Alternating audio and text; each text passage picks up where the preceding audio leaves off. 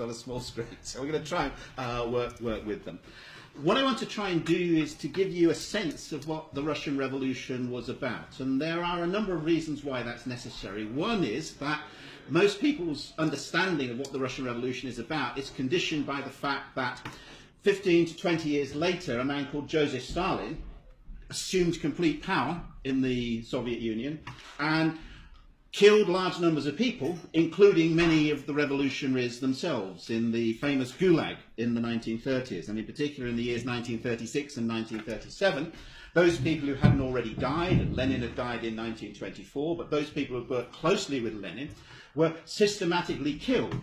And with their deaths went the memory of, I think, what the Russian Revolution was about. Because once they were dead, it was possible for Stalin to say, this was what the revolution was about, and I'm the only person I know. And if you object to what I'm saying, then I'm afraid you're going to go to the labour camps as well.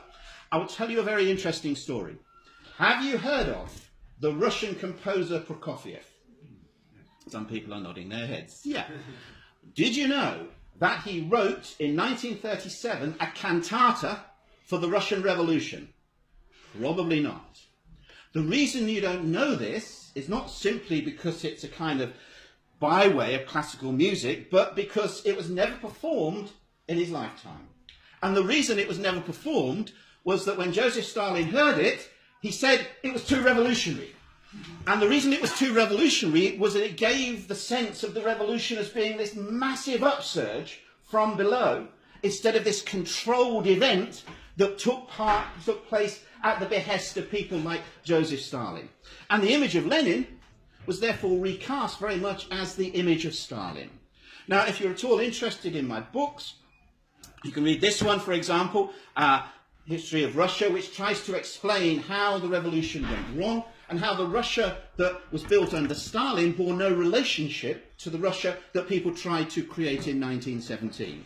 But what I want to try and do today is to give you a sense of what that revolution was in 1917 and a sense of the different kinds of possibilities.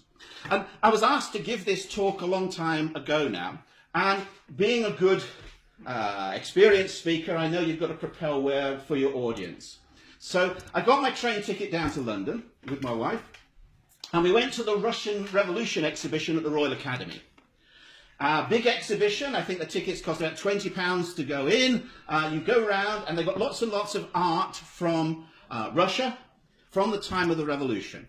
And as we went round, I got angrier and angrier and angrier. The first thing I was really angry about was the fact that they had an exhibition about the Russian Revolution in the Royal Academy.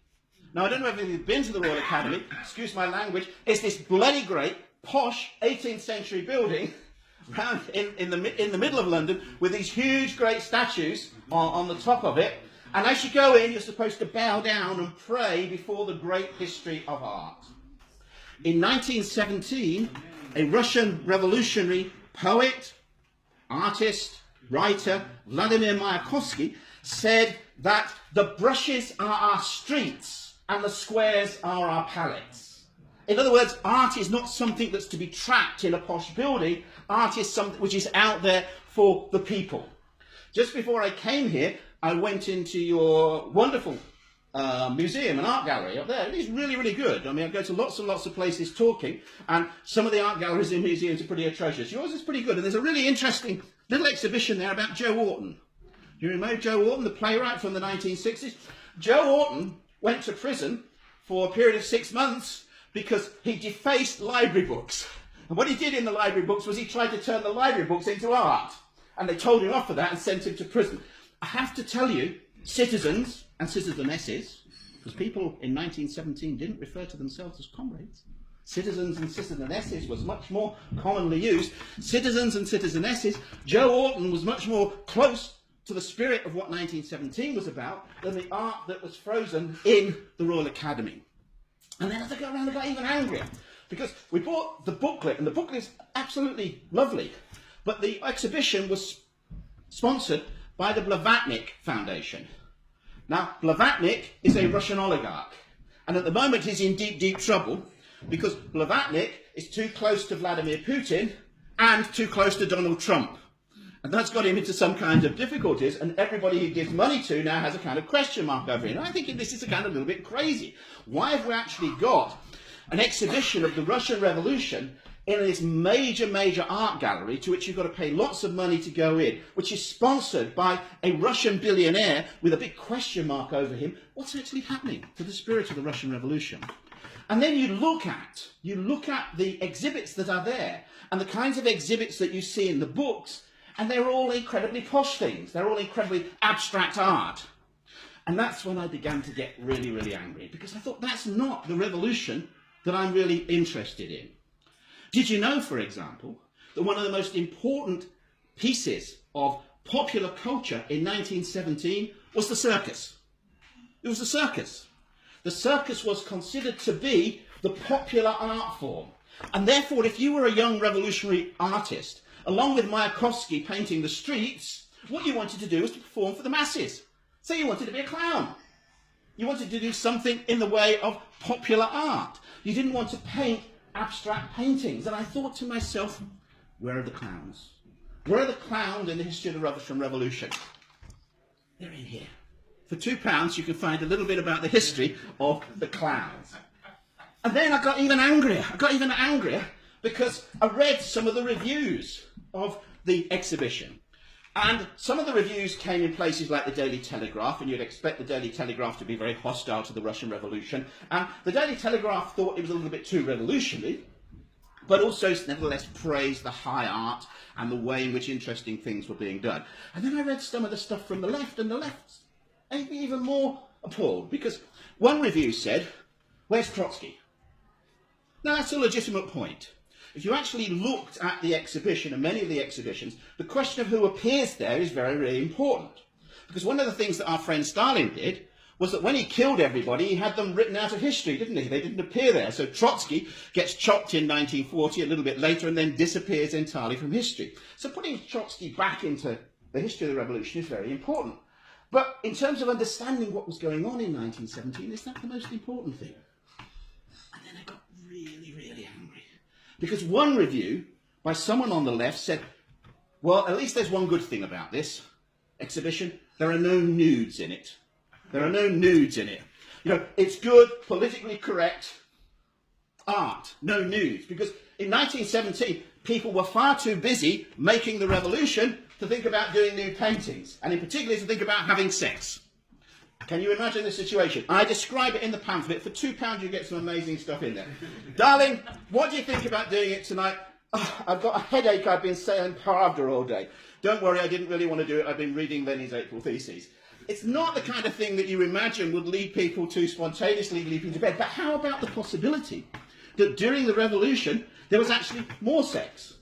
And if you think that's a dopey thing to argue, then let me tell you that in 1921, a group of artists marched naked through the streets of Moscow, save for posters which said, "We are against shame." Because if the point of a revolution is to turn the world upside down, you don't just stop at politics, do you? You actually try and turn the whole world upside down in really interesting ways. So what I've tried to do in things I've been writing and talking about over the last few months is to try and inject a little bit of history, a real history back into what 1917 was really about. And there are some fantastic ways in which we can do this, and you've got one interesting example here, because one of the things that they've recently discovered in Russia that have been hidden away in the archives is drawings done by children in 1917 and 1918. And you can see them here, and if you just click one, we'll come across, you can perhaps see a little bit bigger. These are all drawings done by children. So rather than show you photographs, what I thought I would do would be to, in a sense, look at the way in which children thought about the revolution in 1917. Because children were observers, but they were also to some extent participants. And to see the revolution through child's eyes might therefore be interesting. So let me just try and explain very quickly what happened, and then we can inject some, I think, really exciting and interesting things into it, some of which are discussed in the pamphlet, and hopefully you'll be inspired to buy it, but also find out more about these things for yourself. What happened in 1917? There is a war.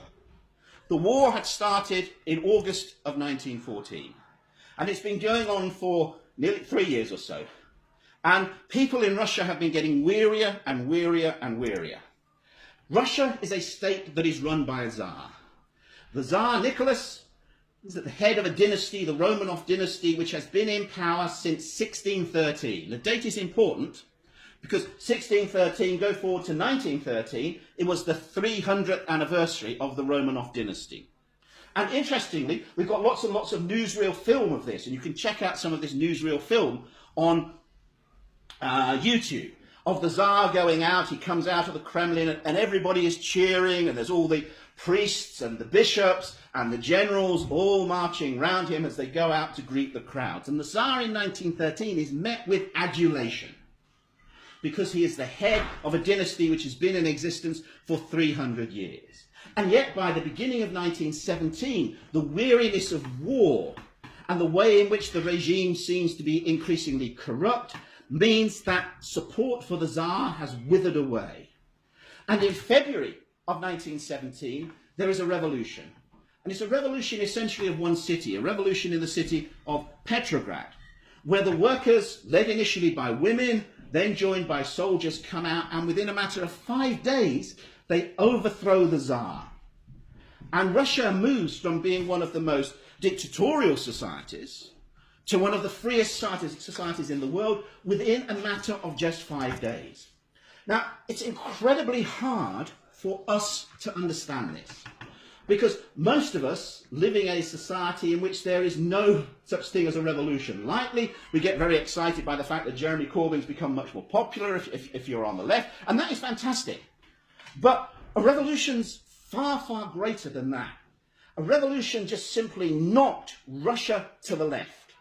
So much so that people went around thinking, if you can click, that it's almost impossible to imagine what has actually happened. There is a poster as you come down the stairs. It says, "Be realistic, demand the impossible."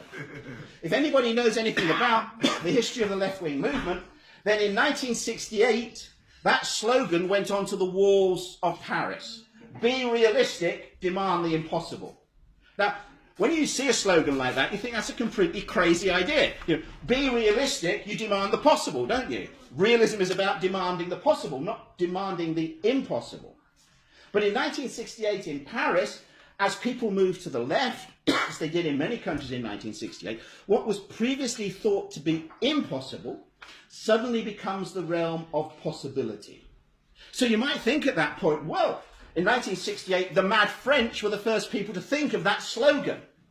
But in March of 1917, within a few days of the Tsar being overthrown, a Russian poet by the name of Igor Severyan writes, "But now the impossible is possible in a country of great possibilities." It's almost demand the impossible, isn't it? The impossible has now become possible because we have shifted stuff fantastically to the left. Another poet, Valery Brusov, talks about the way that in February on the streets are red flags, in people's buttonholes are red flags. I should pause at this point to say even the banks, after the Tsar had been overthrown, ran up the red flag. So I want you to imagine that we have a revolution in Leicester and you're walking through the streets next day and you think, there's something strange about Barclays Bank. What's different about it? Oh my God, there's a red flag there. And oh my God, there's one outside Lloyd's. And oh my God, there's one outside HSBC. And what's that with Santander? They've got a red flag too. And maybe they're supporting Catalan independence or something. I don't actually know. The flags are going up everywhere. It's almost as if, says Brusov, some magician has come in and sprayed mist across the place. But no, it's not a false spell. It's not a false mist. It's not a ghost. Suddenly we are seeing something different happening. And this is what is actually being understood, I think, in March and April of 1917. And you can see these later if you want to look around, but if you actually see here, this is something that's actually coming through in some of the pictures of the children. These are pictures drawn in this time. Here's an interesting one of the most fascinating things about 1917. Every account you read of 1917 talks about the fact that people are mad enough to go to meetings. Now that maybe sounds not so weird for you, because you've been mad enough to come to this meeting, haven't you, on a Sunday afternoon. But I have to tell you that large numbers of people in Leicester, and what's the population of Leicester? 360,000. How much? 360,000. Okay, so the 359,995 people, something like that, who think you're completely mad by being here. But in 1917, one of the things that we find, and it comes out in all of the accounts, is that people became interested in politics and they actually wanted to go to meetings. John Reed, the famous American journalist, describes how in the Putilov works, which is one of the biggest factories in Petrograd, workers coming out of work would stop to listen to all the speakers that lined up. Now, poor old Mike here, he's had the task of trying to sell left-wing newspapers, and some of you might have done in Leicester, and if you know you stand outside a workplace with a left-wing newspaper, everybody going by you like this, puts their head down, like, get by as quick as possible, because they want to get home and do something else. They don't want to stop and talk to you. Imagine a situation where people would actually stop to listen. And this is what a child has drawn. I don't know if you can actually see this here, but here is actually a picture drawn by a child of street meetings. The child has drawn this, and fantastically, there's a cat and a dog. And in the child's eyes, even the cat and the dog are stopping to listen to the meetings. How crazy a thing is that? That's what happens when things are pushed to the left in the kind of situation that existed in Russia in 1917. And the consequence of that was that, as our poet said, everything that seemed to be impossible now suddenly begins to seem possible. So people get suddenly enthused about doing all sorts of amazing things. Now, in my professional life, one of the things I'm interested in as a historian who does research is research into kind of gory things, into illnesses and disease and all sorts of things. And if you look at Britain in 1917, at the same point in time, doctors by and large were pretty shitty people. They were pretty shitty people because they couldn't do much to help people. And the sorts of people they wanted to help were people who were rich. But in Russia, and in Europe more generally, doctors were a little bit more left-wing. And one of the reasons they were more left-wing was because they understood that prevention is better than cure. Prevention is better than cure. And therefore, if you wanted to be a really effective doctor, you had to fight for social justice. If you saw someone who had an illness due to the fact that they were malnourished, then of course the thing was not to cure the illness, but to stop the malnourishment. If you saw someone who was dying of typhoid because the water was contaminated, then the thing to do was to have a decent water system. So imagine that you're a doctor in 1917 and suddenly the impossible becomes the possible. What do you want to do? You say, now is our time. Now we can begin to build a world of decent sewage systems. We can begin to build a world of decent water systems. Have you ever thought about the sewage problem in 1917 in Russia? Lady over here tells me she's reading Dostoevsky. There's lots and lots of stuff in Dostoevsky and Russian novelists about how literally shitty the place was. Excuse my language, but Russia was literally one of the shittiest places in Europe. Why? Because they didn't have a decent sewage system. They had a population of 160 million people, and they had no sewers, or very, very few sewers. What used to happen in Russia in 1917 was exactly the same thing as happened in Leicester in the 1830s and the 1840s.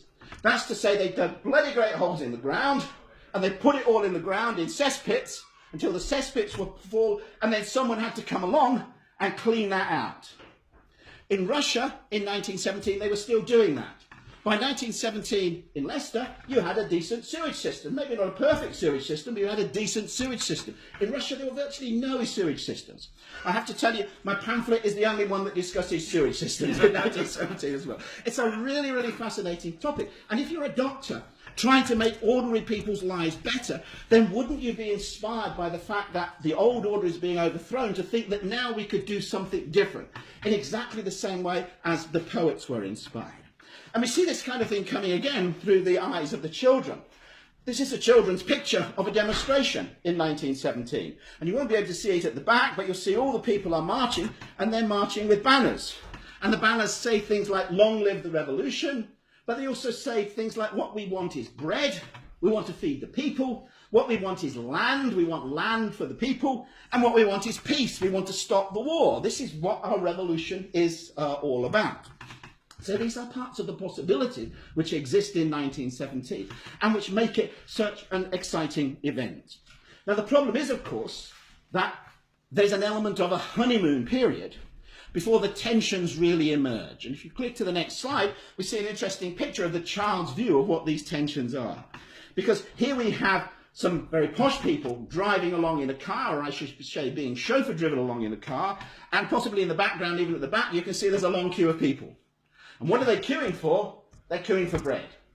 Because, of course, overthrowing the political system doesn't change the economic system. It just gives you the possibility of changing the economic system. But to change the economic system, you've got to deal with the question of who has power. And what we see here is the fact that in 1917, those people who held economic power were going to try and hang on to it. And therefore, those people who wanted to do things differently politically had also sooner or later to take up the issue of economic power. And economic power was symbolized in basic issues like who gets the bread. It's all, and obviously, if you've got people who have chauffeur-driven cars, they're going to have a much more opportunity to get the bread. They can send their servants to get the bread and so on and so forth. Other people have to queue for it. And interestingly, because Russia in 1917 is still a pretty sexist place, who do you think queues the most? The women. But that's interesting too, isn't it? Because women in a queue can then begin to talk to one another, and they can begin to talk to one another, and they can begin to challenge one another about their own ideas. And one of the interesting, amazing things is how women become more radical in 1917, and not just the men. And we see some interesting elements of that, one in particular coming through a child's eye later. But one of the parts of the process of radicalisation is these women talking together in bread queues. And you might literally have to queue for hours to get your bread, particularly in the midst of winter, as the sun moved into the winter. And as they do this, they become more and more radical.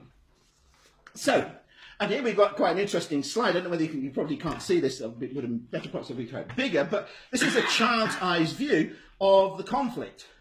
In particular, you've got down here, you can actually see, this is the bourgeoisie, and here are all the different kinds of things that you might want to eat, from sugar to wheat to barley to vodka, very important.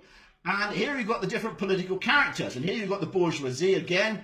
This is a guy called a cadet. He was, if you like, a Theresa May Tory, possibly a little bit more radical than a Theresa May Tory, but obviously very much defending the old regime. Here you've got an SR, a socialist revolutionary, very, very left-wing in 1917, but still not as left-wing as the Bolsheviks. And here you've got down